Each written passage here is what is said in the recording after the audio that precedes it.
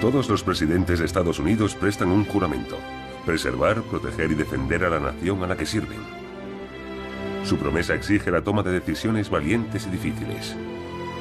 Cuando los líderes audaces lo arriesgan todo para hacer lo que consideran justo, sus decisiones pueden cambiar el curso de la historia.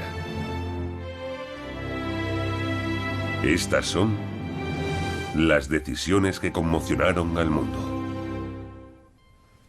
Todos tomamos decisiones difíciles, pero cuando estás sentado en el despacho oval como presidente de los Estados Unidos, las decisiones que tomes afectarán a millones de personas. Vamos a examinar en profundidad algunas de las decisiones presidenciales cruciales que conmocionaron nuestro mundo y continúan haciéndolo. Imagine que estamos en 1940 y es usted Franklin Roosevelt. El ejército nazi ha ocupado la mayor parte de Europa y Hitler está a punto de invadir Inglaterra. El primer ministro británico Winston Churchill pide ayuda, pero la mayoría de los estadounidenses no quiere saber nada de esa guerra. Ahora está a punto de presentar candidatura para ser reelegido. Si ofrece ayuda a Inglaterra, puede perder la presidencia. Si no hace nada, puede entregarle el mundo a Hitler. Hay quienes dicen que las potencias del eje jamás tendrán ningún deseo de atacar el hemisferio occidental.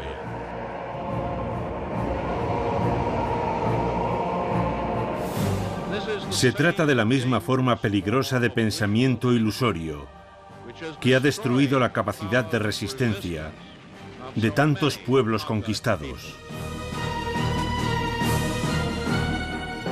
Es mayo de 1940 y Adolf Hitler está decidido a conquistar toda Europa. Los Estados Unidos se mantienen al margen, doloridos aún por la enorme pérdida de vidas humanas en la Gran Guerra. En el último año de su segundo mandato, el presidente Roosevelt sabe que si Europa cae, los Estados Unidos se quedarán solos para hacer frente a Hitler. Debe decidir si está preparado para hacer lo necesario para preservar y proteger a los Estados Unidos, incluso si ello significa desafiar a los tribunales, al Congreso y al pueblo estadounidense. La civilización estaba en juego, la libertad estaba en juego. El futuro de Europa y del mundo estaba en juego. Él sabía que más tarde o más temprano el pueblo estadounidense haría lo correcto. Pero el pueblo no conocía ni podía ver el mundo como lo veía él. No podía saber lo que él sabía.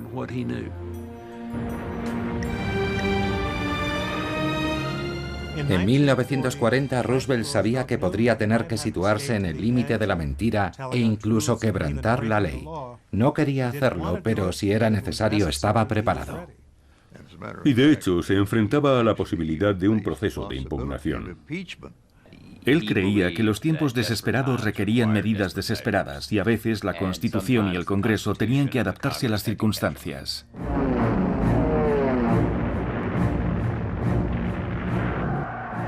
En 1938, Hitler prometió paz en nuestro tiempo si Gran Bretaña y Francia le daban la región de Checoslovaquia conocida como los Sudetes.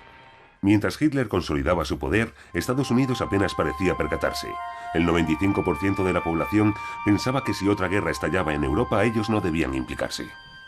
Los estadounidenses habían pasado por la Primera Guerra Mundial. Muchos habían perdido sus vidas o estaban enfermos. Sufrieron el resto de sus vidas. Y en los años 30, la mayor parte pensaba que con la Primera Guerra Mundial no se había conseguido casi nada y que había sido un terrible error. Los Estados Unidos nunca deberían haber participado. No querían ver que ese error se cometía otra vez. Todavía había hombres bastante jóvenes, con muletas y en sillas de ruedas, en las calles de nuestras ciudades, en las calles de nuestros pueblos, víctimas de aquella guerra. Y era algo todavía muy vívido para nosotros. Unos veteranos que habían sufrido daños psicológicos en la Primera Guerra Mundial vinieron un día a nuestra casa para celebrar un picnic. De niño vi lo que le había pasado a aquella gente. Tenían una expresión vacía, estaban sentados allí, con la mirada vacía. Los Estados Unidos tenían otra razón para evitar esa tormenta. El país estaba todavía saliendo a duras penas de la Gran Depresión. A la mayoría de la gente le preocupaba más conservar su trabajo, pagar sus facturas y sencillamente intentar salir adelante.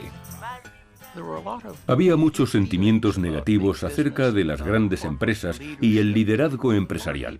Mucha gente sospechaba que habíamos sido arrastrados a la Primera Guerra Mundial por los fabricantes de municiones. Muchos estadounidenses pensaban que la Primera Guerra Mundial se les había vendido probablemente para ayudar a empresas estadounidenses a costa de la sangre de sus jóvenes, y no querían que eso volviese a suceder. Estamos preparados para defender la paz estadounidense hasta el límite de nuestras fuerzas, luchando de poder a poder. Él no dijo, puede que tengamos que entrar en una guerra. Su idea era prepararse para la guerra como forma de permanecer fuera de ella. Muchos estadounidenses sospechaban de las intenciones de Roosevelt. Él y sus ejecutivos de Wall Street, a quienes representa, se convierten en distorsionadores de la historia y se consideran a sí mismos los abanderados del patriotismo. El padre Charles Coughlin era un sacerdote de Detroit cuyo programa de radio llegaba a millones de oyentes. Firme aislacionista, comenzó a retratar al presidente Roosevelt como un belicista. El padre Coughlin, un sacerdote de Detroit, reprendía a todo aquel que se levantaba y decía: tenemos que hacer algo.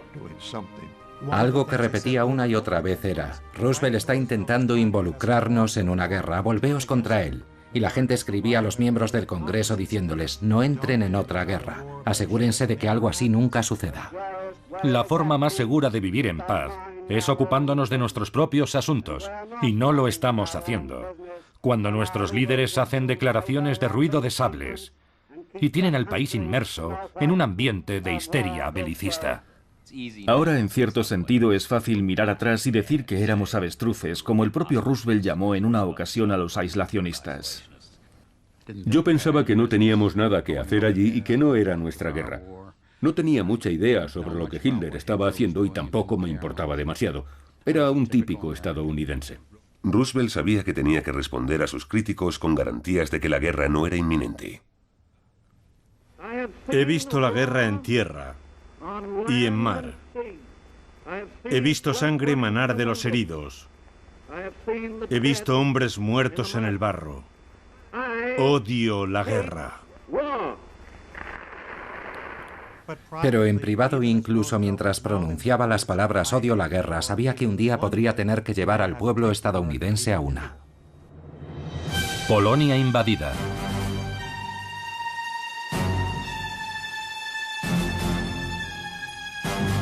En septiembre de 1939, Hitler revela sus grandes ambiciones de dominación europea con su tristemente célebre guerra relámpago contra Polonia. Su ataque sorpresa rompe las promesas de paz que ha hecho a Inglaterra y a Francia.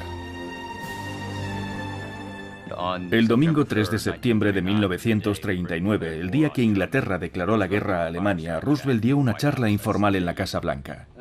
Hasta las 4:30 de la pasada madrugada, tenía la esperanza de que algún milagro evitaría una guerra devastadora en Europa. Debemos ser conscientes de que cada batalla que se libre afectará al futuro de Estados Unidos. Roosevelt sabía que seguramente tendría que ayudar para que Inglaterra pudiera sobrevivir y también para impedir que Hitler dominara el resto del mundo.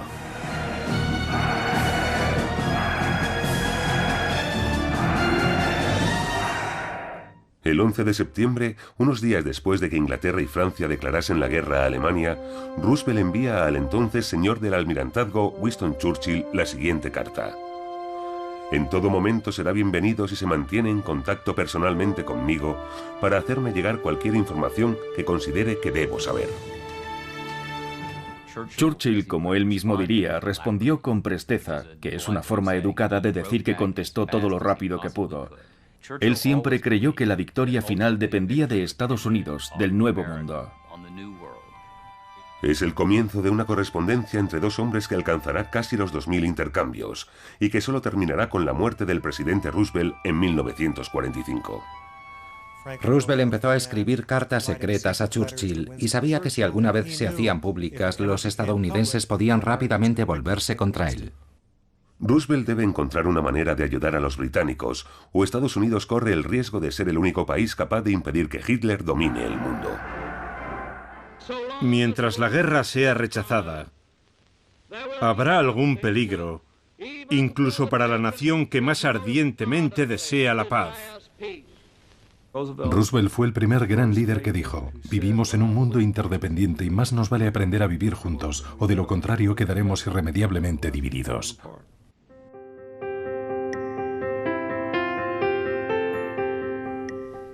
Roosevelt creció en Hyde Park, en el seno de una familia patricia. La gente de Hyde Park lo trataba casi como si fuera un joven lord. Se sentía cómodo cerca del poder. De bebé había estado en las rodillas de Grover Cleveland. Teddy Roosevelt era su primo. Franklin Roosevelt siempre creyó que había nacido para el liderazgo. En una ocasión que su madre le había reñido por ser demasiado mandón con otros niños en Hyde Park, le dijo: «Mami, si yo no diera las órdenes, no se haría nada». Se sentía muy seguro de sus habilidades y de sus conocimientos.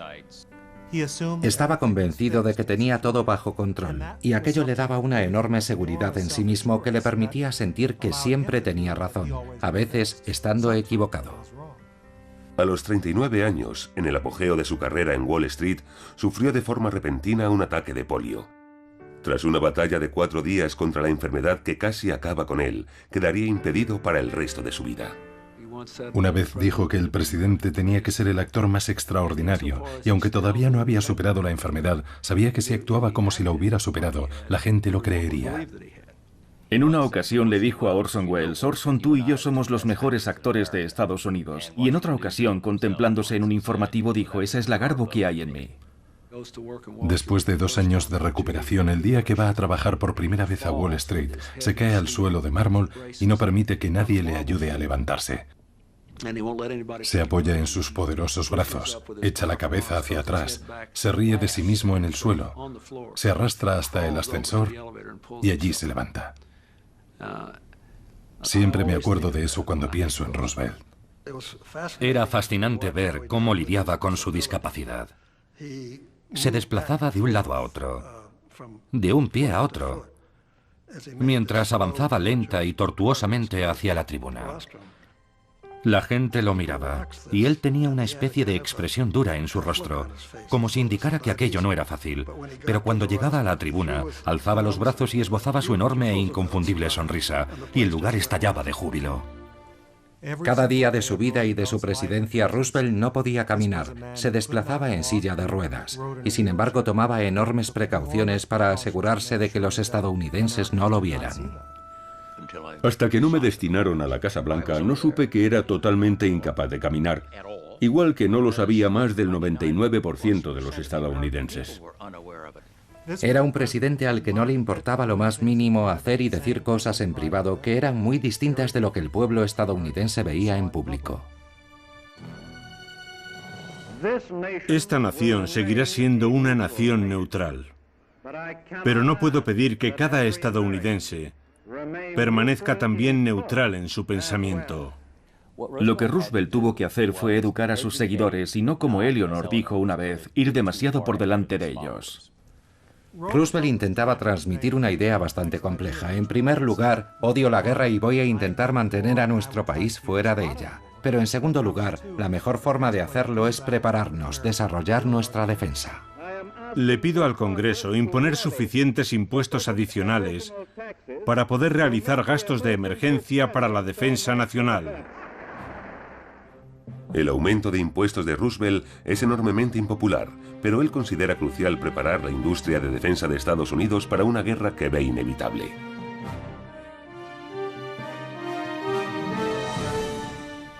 Al final de su segundo mandato, cuando para la mayoría de los presidentes la actividad y el poder descienden ostensiblemente, tuvo que intentar preparar al país para lidiar con Hitler, cuando la actitud general seguía siendo que la guerra era un problema ajeno.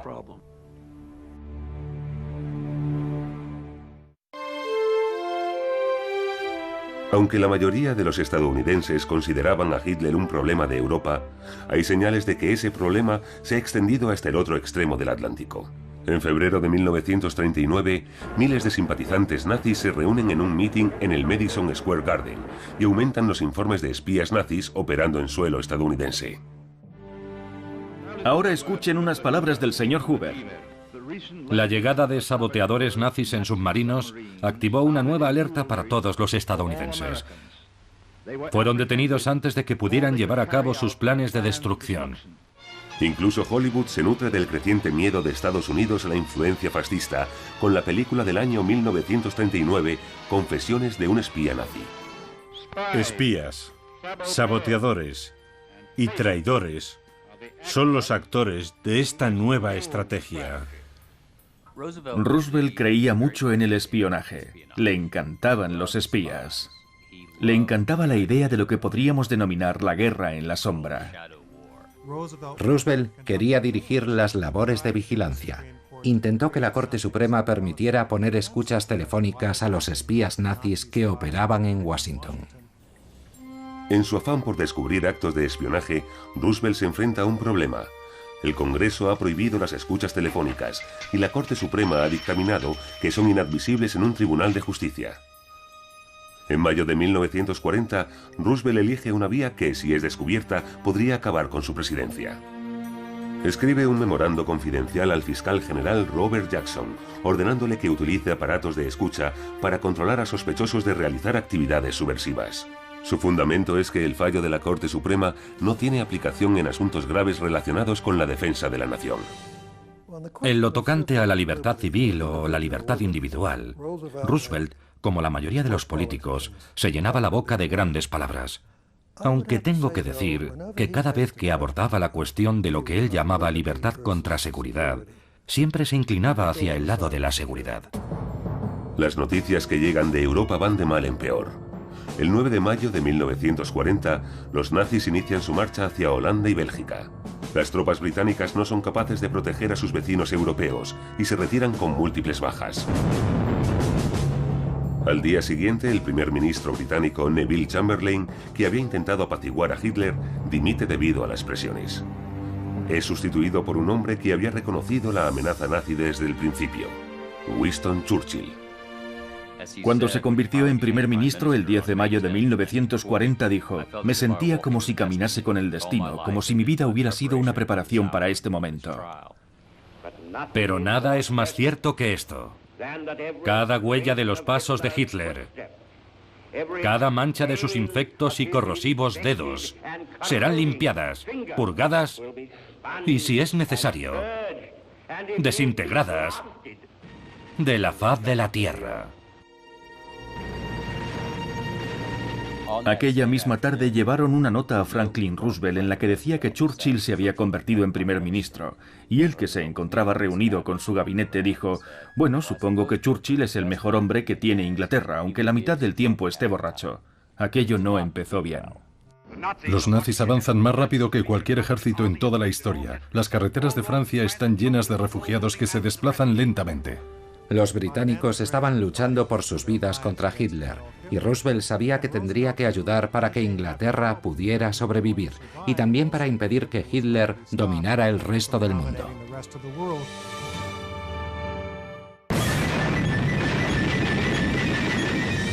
Durante las 2 primeras semanas de Churchill en el cargo, Francia cae en manos de los alemanes.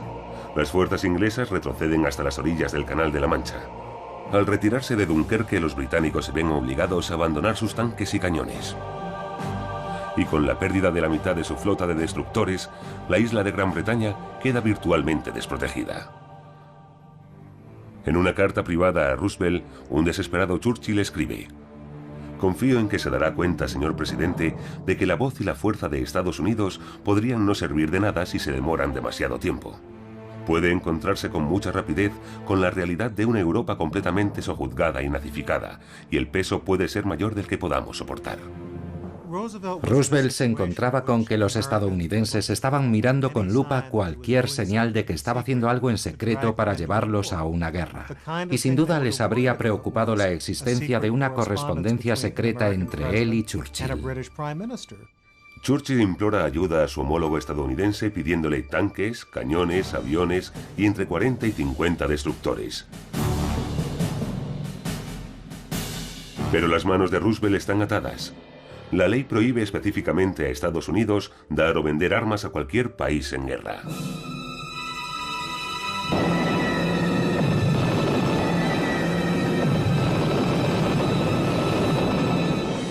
De nuevo, ignorando al Congreso, Roosevelt desarrolla un plan secreto de acción. Da instrucciones a los militares para que clasifiquen diversos suministros militares como excedente. Ahora pueden venderse a US Steel, una empresa privada que a su vez podrá vendérselos a los británicos.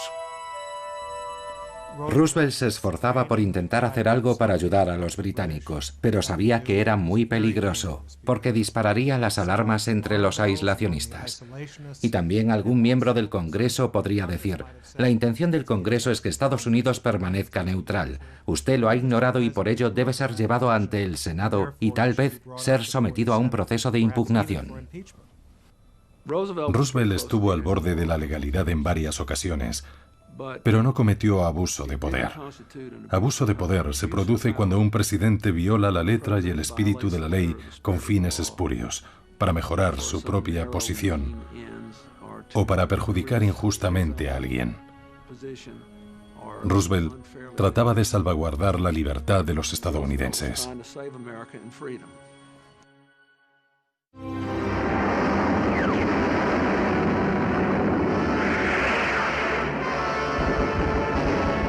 Mientras Churchill guía a Inglaterra en esos difíciles momentos, Roosevelt debe tomar una decisión respecto a las próximas elecciones de 1940. Ningún presidente estadounidense se ha presentado nunca a un tercer mandato.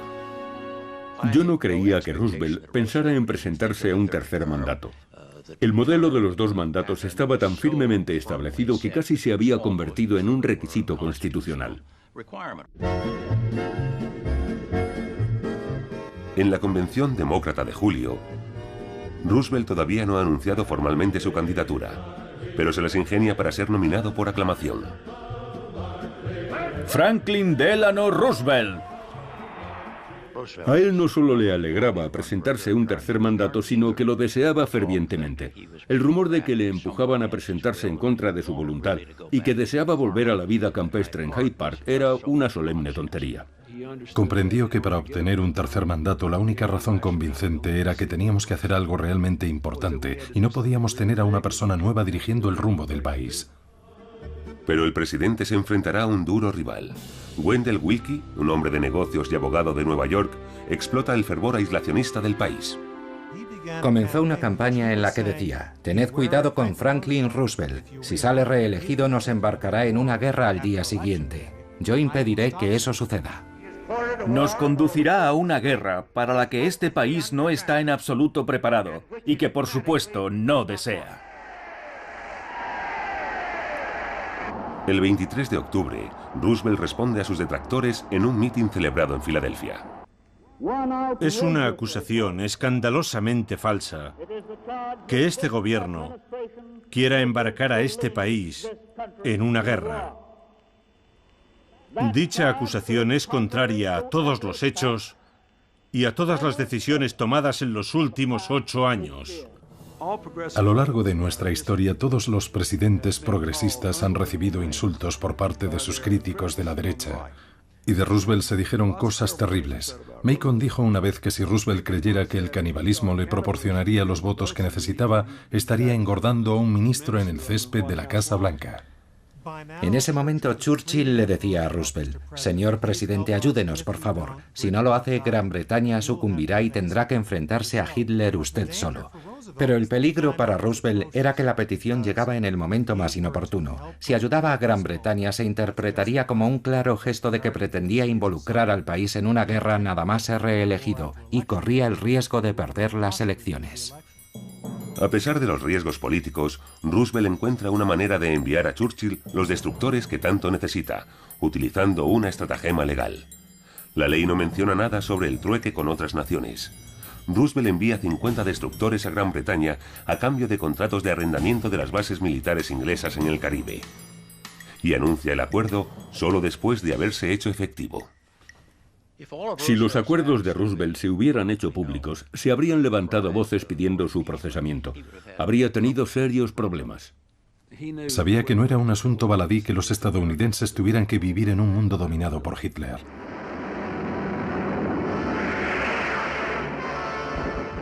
Creo que los estadounidenses nos sentimos por primera vez alarmados ante la posibilidad de vernos arrastrados a una guerra en Europa, cuando se hizo evidente que Inglaterra podía caer. El 7 de septiembre de 1940, Alemania lanza un devastador ataque aéreo sobre Londres. Cientos de personas mueren en cuestión de minutos.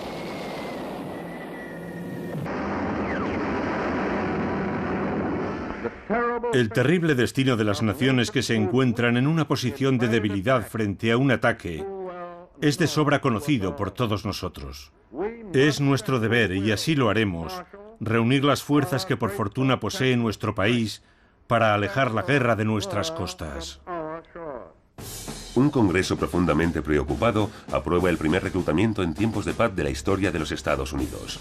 En él se requiere a todos los varones entre 18 y 35 años a alistarse. Sin embargo, no se hace ninguna mención al envío de estos jóvenes a combatir en el extranjero.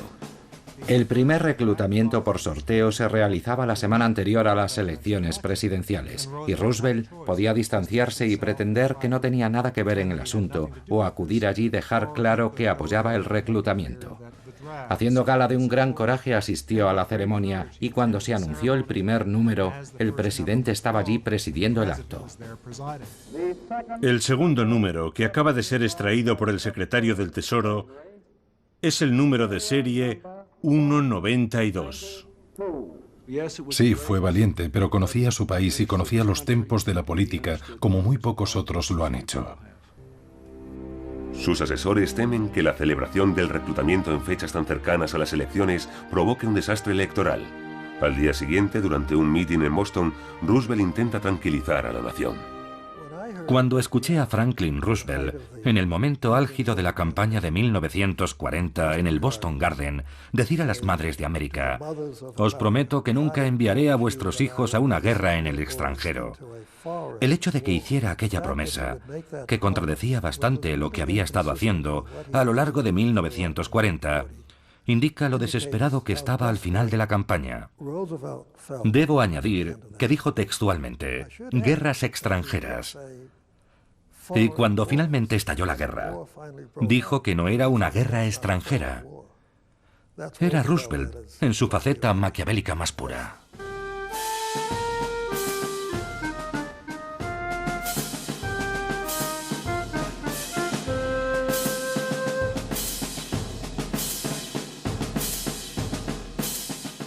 La noche electoral, Roosevelt fue a su casa de Hyde Park y se sentó a ver los primeros resultados. De repente le dijo a uno de sus ayudantes: «Quiero que todo el mundo salga de aquí». Hicieron salir a todos los presentes y cerraron las puertas. Debió ver que en alguno de los colegios electorales en los que se esperaba un resultado muy favorable para él, o ya no lo era tanto, o incluso había perdido. Sabía que si ese dato era cierto, solo podía significar que perdería las elecciones y dejaría de ser presidente. Desde su punto de vista, el próximo presidente habría sido Wendell Willkie, y uno casi puede imaginarse su estampa sentado allí a solas, enfrentándose a la idea de que tal vez estaba a punto de ver el final de la civilización occidental.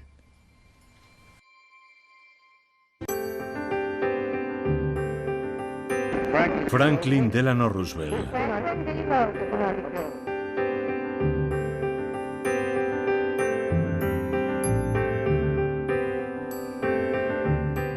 Pensé que las elecciones del 40 iban a ser terriblemente reñidas, tanto que no me atrevía a predecir si ganaría Roosevelt o Willkie. Según algunas encuestas, Willkie estaba casi a la par. No recuerdo que llegara a colocarse nunca por delante, pero pronosticaban un margen muy estrecho. En la noche electoral, las zonas tradicionalmente demócratas de Nueva Inglaterra que debían ser pro-Roosevelt se inclinan por Willkie. En especial los barrios obreros irlandeses, donde latía un gran sentimiento antibritánico. Los norteamericanos de origen irlandés estaban muy preocupados por entrar en una guerra, especialmente para ayudar a los odiados ingleses. Como es sabido, al final Roosevelt acabó ganando las elecciones. Gracias al voto de la mayoría de los ciudadanos de los Estados Unidos, Franklin Roosevelt es elegido presidente.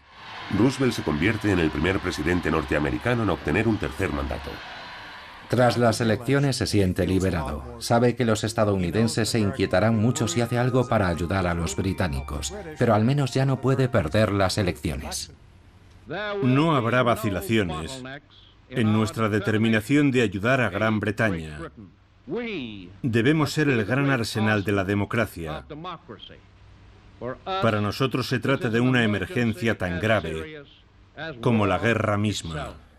Roosevelt se sacó de la manga el programa de préstamo y arriendo, otra forma de prestar más ayuda militar a Gran Bretaña bajo la apariencia de un buen negocio para los Estados Unidos, y así lo explica. No os preocupéis, no hacemos esto para entrar en guerra, sino para apoyar a los británicos y que puedan hacer frente a Hitler sin tener que intervenir nosotros. Roosevelt presenta su programa ante el Congreso en su discurso sobre el Estado de la Unión en 1941. Se llamará la Ley de Préstamo y Arriendo. No necesitan mano de obra, pero necesitan millones de dólares en armas para defenderse. No podemos decirles, y no lo haremos, que deben rendirse simplemente por su incapacidad actual para pagar unas armas que nosotros sabemos imprescindibles para ellos. Se trataba de un programa muy complejo mediante el cual barcos, armas, alimentos, petróleo y todo tipo de materiales se trasladaron desde los Estados Unidos hasta Gran Bretaña, básicamente a cuenta, a crédito.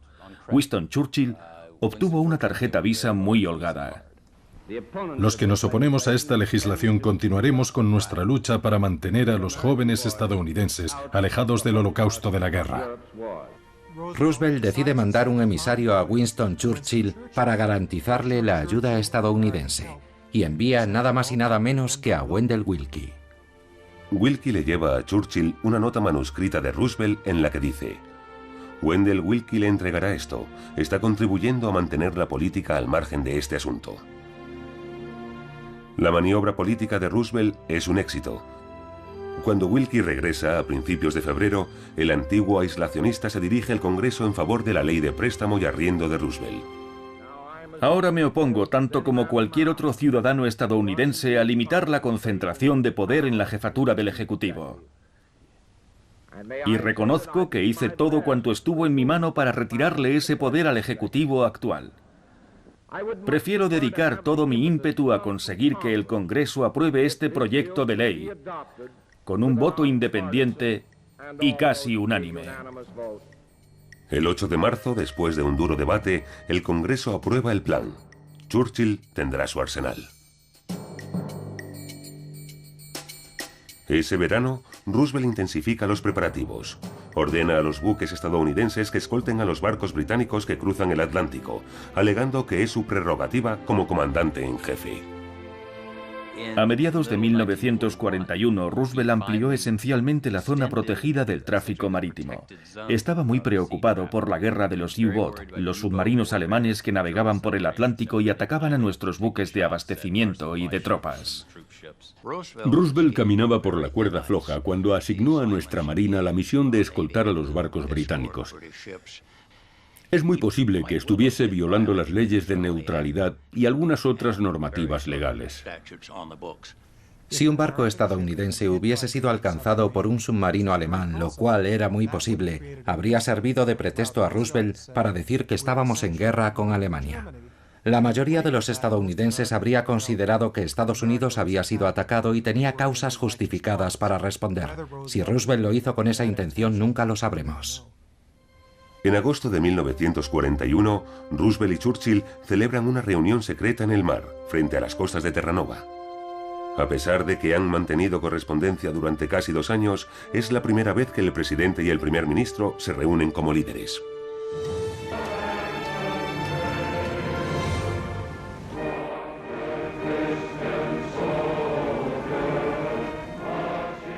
Churchill dijo estar viviendo un momento trascendental. Cada palabra parecía conmover el corazón.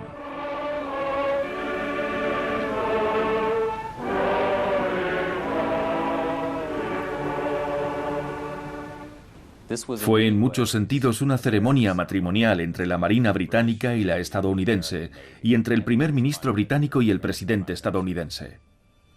Juntos, enunciaron lo que más tarde se convertiría en la base de la histórica amistad angloamericana, la Carta del Atlántico. Es un documento que pertenece a la misma línea que la Carta Magna y la Declaración de Independencia. Era la razón por la que estaban luchando. Todas las naciones del mundo deben renunciar al uso de la fuerza. Esta paz debe permitir a todos los hombres atravesar libremente los mares. Have you heard of a ship called the Good Reuben James?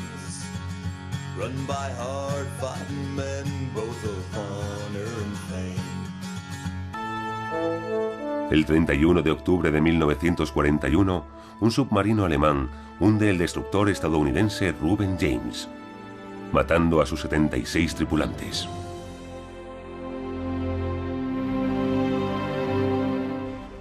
Hitler ha atacado a uno de nuestros navíos cerca de las costas estadounidenses. Nuestro deseo era evitar la confrontación, pero la confrontación ha comenzado. Esa fue solo una parte de la historia. Habíamos perseguido a ese submarino algún tiempo y creo que el primer ataque fue nuestro, no de los alemanes. De conocerse todos los detalles relacionados con las misiones de escolta de nuestra flota en el Atlántico, Roosevelt se habría visto en un serio aprieto en Capitol Hill. La historia ha recogido sin ambajes de quién ha partido el primer disparo. A largo plazo, sin embargo, lo único que importa es quién efectúa el último disparo. Pero incluso este acto atroz no es suficiente para convencer a los estadounidenses de la necesidad de entrar en guerra. Eso ocurriría apenas un mes más tarde, en una fecha que se recordará siempre.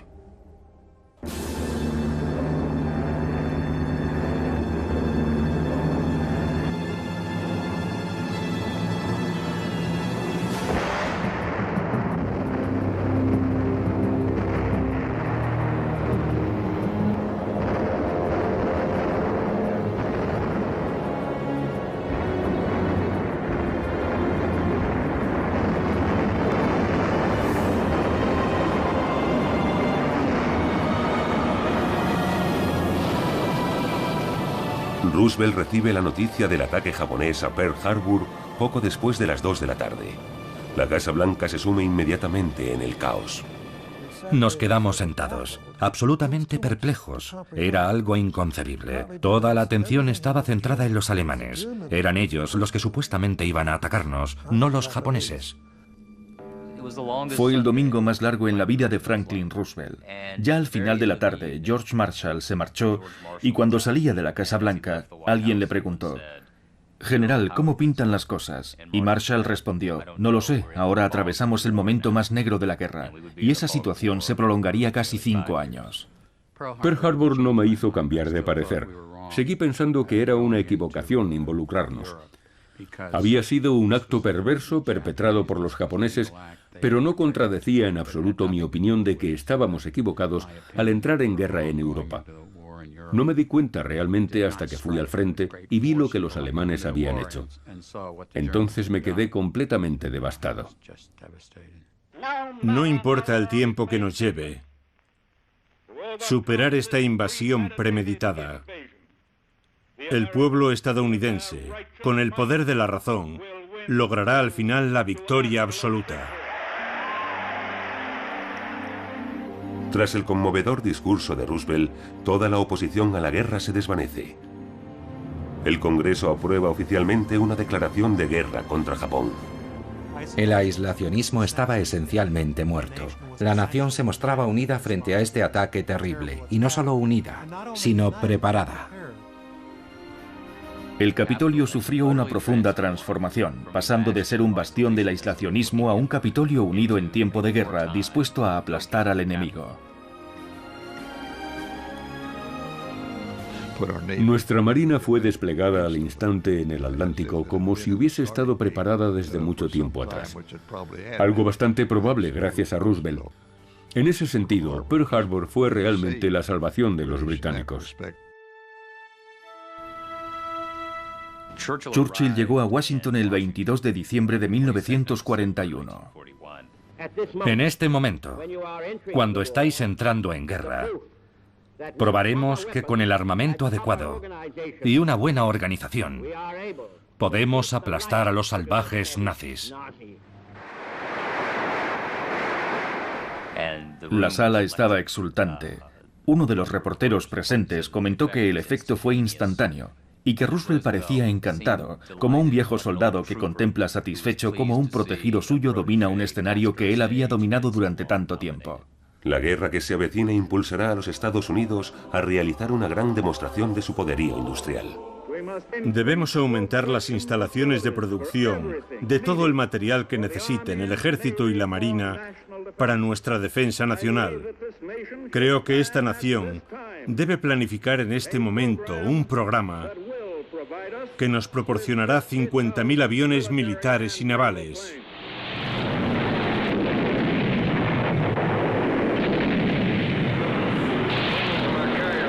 Y aunque el camino será largo, el resultado está asegurado.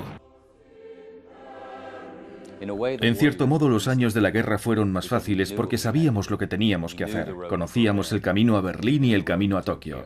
Después de diciembre de 1941, la genialidad de Roosevelt fue que supo desde el principio dónde estaban esos caminos. Creo que la grandeza de Roosevelt como presidente estriba en su gran visión de futuro. Él sabía cuál era nuestro lugar en el mundo. No podíamos ser aislacionistas y seguir adelante solos. Su arriesgado comportamiento en 1940 y 1941 está completamente olvidado en este momento. Y si no olvidado, sí perdonado. Es en momentos así cuando se necesita una enorme capacidad de juicio. No solo coraje o firmeza, sino la capacidad de analizar una situación política y decidir si se trata realmente de una amenaza para la seguridad estadounidense. Es muy fácil para los presidentes posteriores hacer un mal uso de Roosevelt y servirse de él para casi cualquier problema que se presente, ya sea Irak o Vietnam o cualquier otro. Y es ahí donde el pueblo estadounidense tiene que tomar sus propias decisiones. Cuando examinamos un momento determinado de la historia, siempre analizamos si los fines justificaron los medios. Roosevelt estuvo muy cerca de infringir la ley, mintió al pueblo estadounidense e hizo otras cosas reprobables, pero lo hizo con el fin de proteger a la civilización occidental. Creo que para un presidente que conoce los entresijos de las relaciones internacionales, existe siempre la tentación de tomar una decisión a título privado. Esta acción debe tomarse, y aunque pueda ser técnicamente contraria a la ley, considero que es estratégicamente mejor para la seguridad y el bienestar de mi patria. Creo que ese fue el caso de Roosevelt. Los presidentes saben ponerse a la altura de las circunstancias sin tener en cuenta sus limitaciones pasadas. Y nosotros lo hicimos mucho mejor. Y el mundo es mucho mejor, porque Roosevelt estaba allí. Si Roosevelt no hubiese hecho lo que hizo y cómo lo hizo, los Estados Unidos y el mundo entero estarían en una situación muy desagradable. Creo que no es exagerado decir que, gracias a Franklin Roosevelt, la civilización occidental se salvó.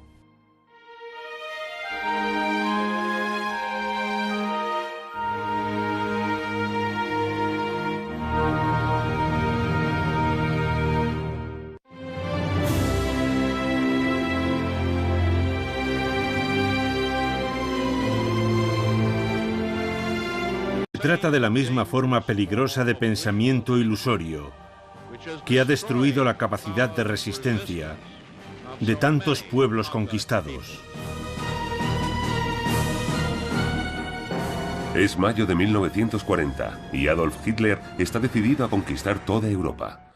Los Estados Unidos se mantienen al margen, doloridos aún por la enorme pérdida de vidas humanas en la Gran Guerra. En el último año de su segundo mandato, el presidente Roosevelt sabe que si Europa cae, los Estados Unidos se quedarán solos para hacer frente a Hitler. Debe decidir si está preparado para hacer lo necesario para preservar y proteger a los Estados Unidos, incluso si ello significa desafiar a los tribunales, al Congreso y al pueblo estadounidense. La civilización estaba en juego, la libertad estaba en juego. El futuro de Europa y del mundo estaba en juego. Él sabía que más tarde o más temprano el pueblo estadounidense haría lo correcto. Pero el pueblo no conocía ni podía ver el mundo como lo veía él. No podía saber lo que él sabía.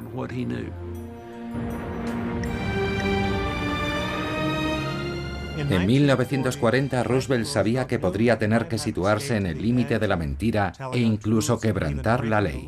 No quería hacerlo, pero si era necesario estaba preparado. Y de hecho, se enfrentaba a la posibilidad de un proceso de impugnación.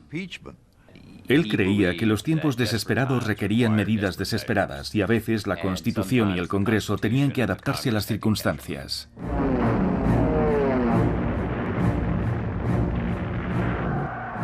En 1938, Hitler prometió paz en nuestro tiempo si Gran Bretaña y Francia le daban la región de Checoslovaquia conocida como los Sudetes.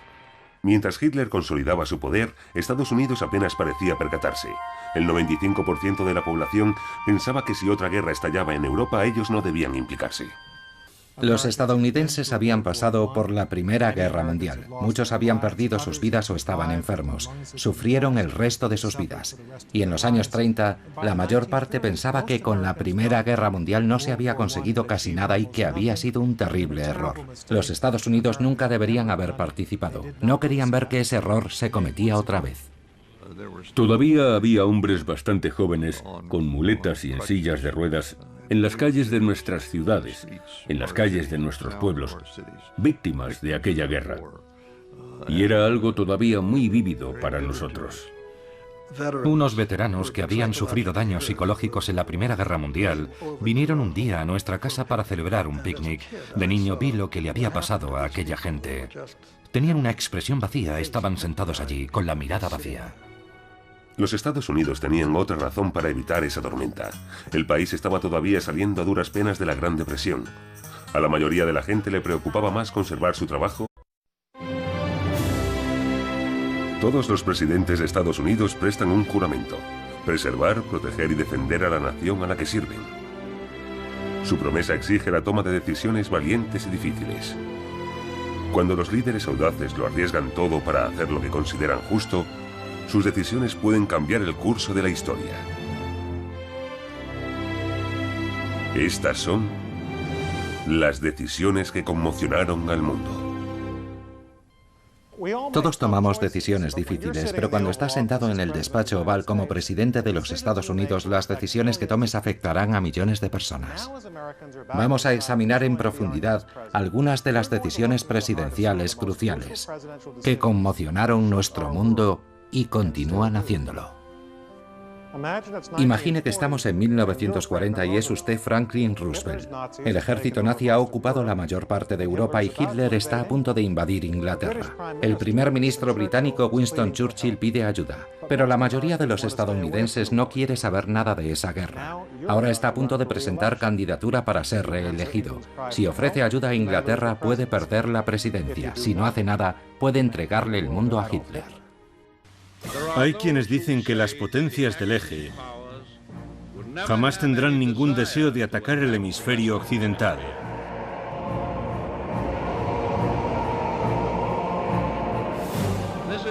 Pagar sus facturas y sencillamente intentar salir adelante.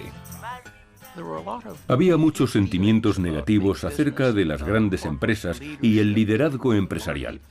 Mucha gente sospechaba que habíamos sido arrastrados a la Primera Guerra Mundial por los fabricantes de municiones. Muchos estadounidenses pensaban que la Primera Guerra Mundial se les había vendido probablemente para ayudar a empresas estadounidenses a costa de la sangre de sus jóvenes, y no querían que eso volviese a suceder. Estamos preparados para defender la paz estadounidense hasta el límite de nuestras fuerzas, luchando de poder a poder.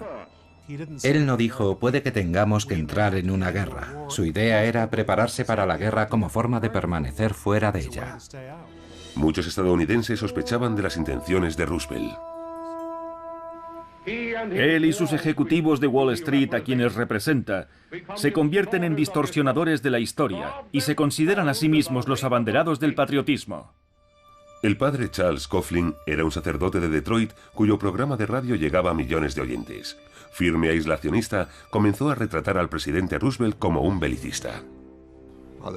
El padre Coughlin, un sacerdote de Detroit, reprendía a todo aquel que se levantaba y decía: tenemos que hacer algo.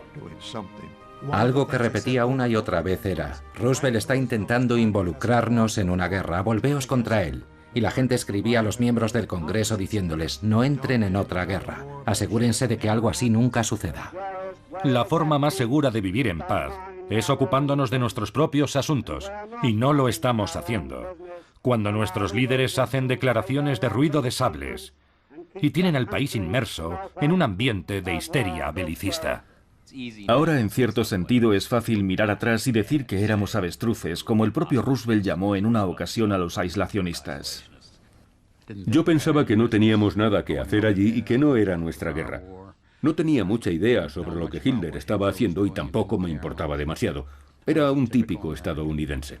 Roosevelt sabía que tenía que responder a sus críticos con garantías de que la guerra no era inminente. He visto la guerra en tierra y en mar. He visto sangre manar de los heridos. He visto hombres muertos en el barro. Odio la guerra. Pero en privado, incluso mientras pronunciaba las palabras odio la guerra, sabía que un día podría tener que llevar al pueblo estadounidense a una. Polonia invadida.